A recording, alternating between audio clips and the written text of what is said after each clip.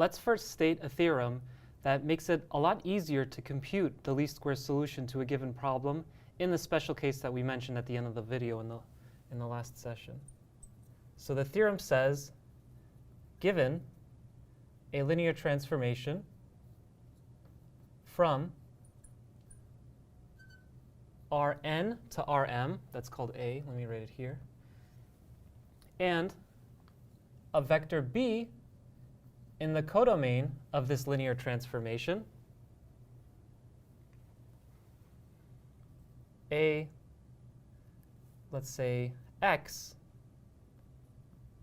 in the domain that's Rn, is a least squares approximation to ax equals b. Now this is using the definition that we had made before, which remember was x is a least squares approximation to ax equals b if and only if ax equals the projection of b onto w, where w is the column space of A. If and only if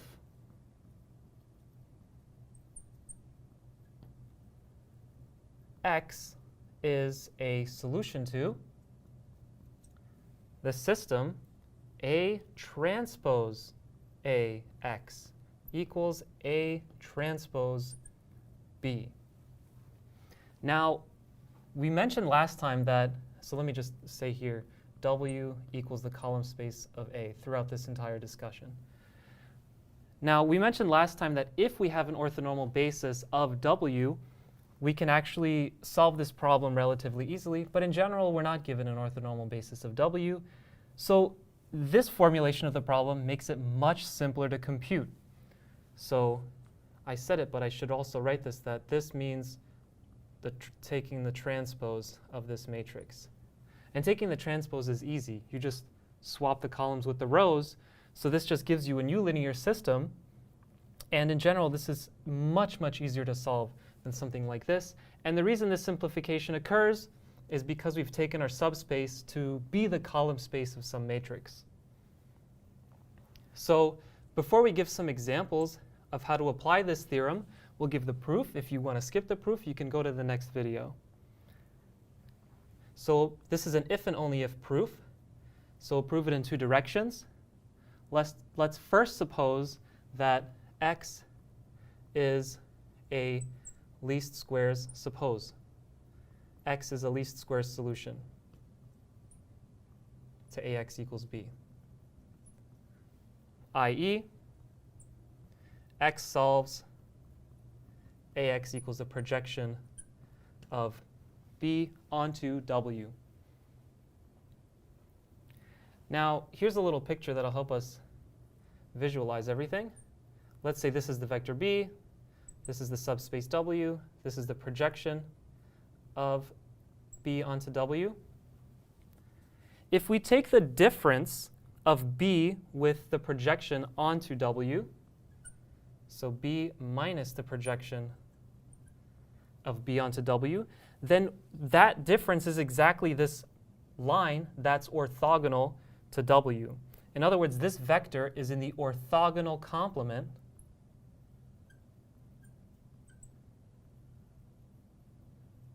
of w.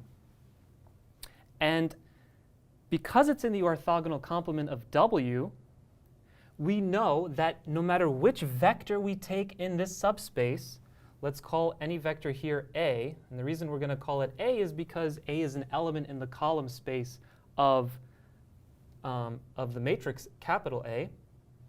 Then the dot product of A with any of these vectors, with this specific vector, equals 0 for all A in the column space of A.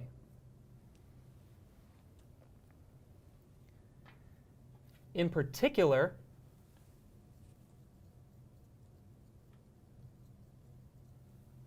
if we take the actual columns of A,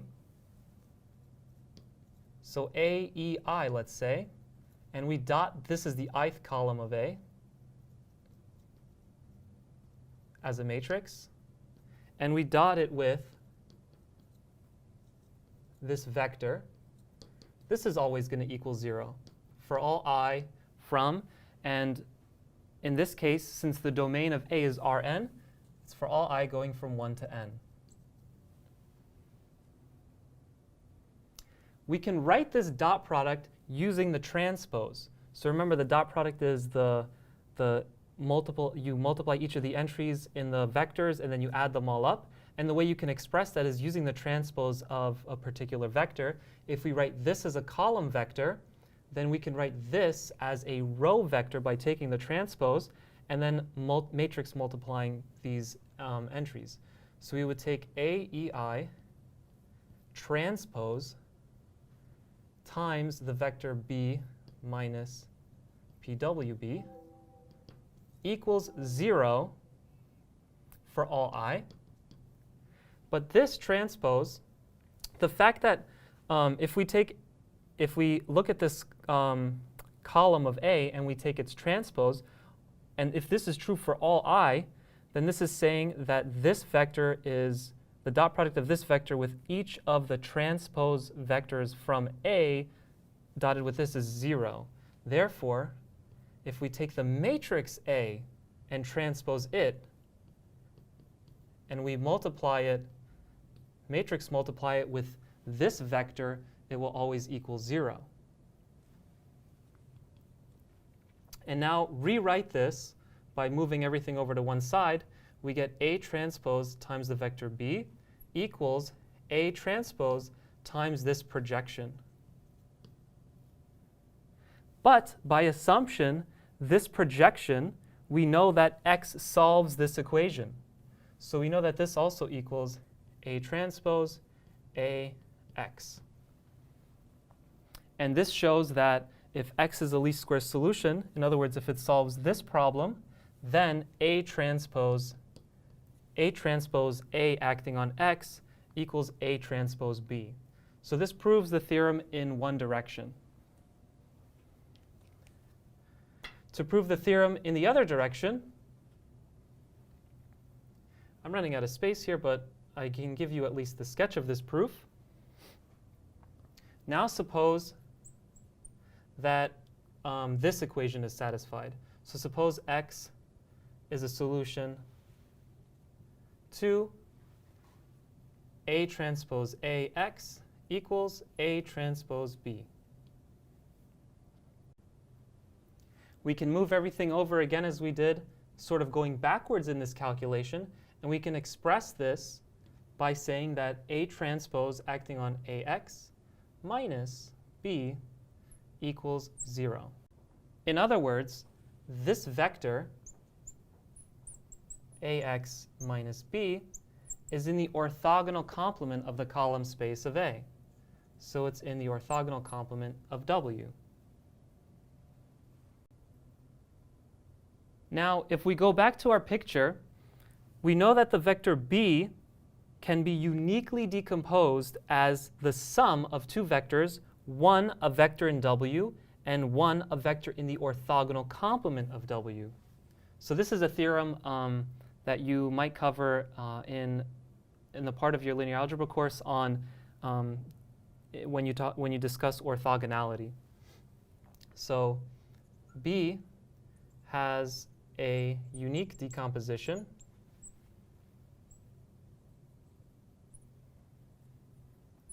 into a vector in W plus a vector, let's say in the orthogonal complement, let's call it V, where W is in W and V is in the orthogonal complement of W. But this equation here says that if we take the difference, AX minus B, and we get in the orthogonal complement, we know that this has to equal some vector. So AX minus B equals a vector in this orthogonal complement. Let's just call it V for now, because it's in the orthogonal complement. Rewriting this equation says that B must equal AX minus V.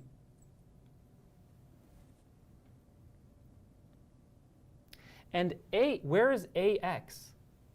AX is in the column space of A. In other words, it's already in W. So this is the vector in W. And therefore, this vector right here has to be in the orthogonal complement. And this uniqueness decomposition theorem tells us that this vector is exactly B minus AX. So this is going to look a little bit silly, but B equals AX minus AX minus B. And the uniqueness decomposition theorem tells us that this vector that's in the orthogonal complement must equal the projection of B onto that subspace W. In other words, AX, this term right here, has to equal the projection of B onto W minus this vector right here.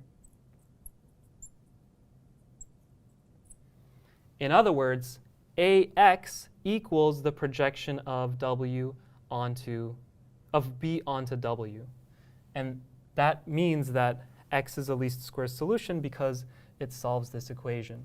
So that follows from the uniqueness of orthogonal decomposition of a vector into two parts. If you have a given subspace, one into a vector in that subspace, that's where this AX equals the projection of B onto W comes from, and the other vector is just the orthogonal complement, the projection onto the orthogonal complement, which is just the difference of the vector itself minus that vector in the orthogonal subspace.